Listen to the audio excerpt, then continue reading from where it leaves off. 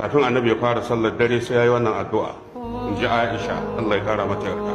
To kaga annabi yana aiki da umarnin Allah, saboda haka yasa Aisha take cewa in kana so ka san halin manzon Allah ka dubi alqur'ani. Sai ya ce ma annabi ka ringa faɗa, manzon Allah bai bar faɗa ba duk sallan dare har ya bar duniya. Wannan addu'a tana da albarka ba na wasa ba.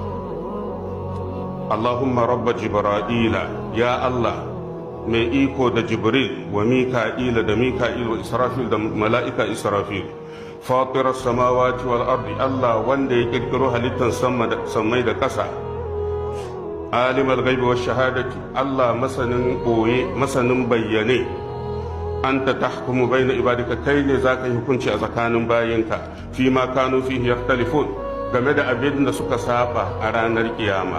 Roƙona da kai, ihdini, Allah ka shirye ni, limaktulifa fihi, duk abin da aka saba a duniya a tsakanin musulmi ya zama an samu sabani, to ni ka shiryar da ni min alhaqqi, in gane gaskiya bi iznika da izininka.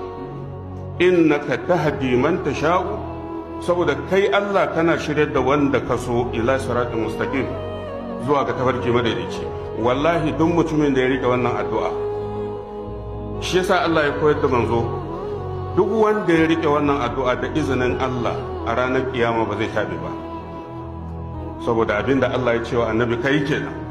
Kaga kenan ka yarda Allah shi ke iya shiryar da bawa, saboda zai yiwu kai kana ganin ai kana kan shirya, alhali bata kake kai, amma idan ka hada da Allah shi kenan.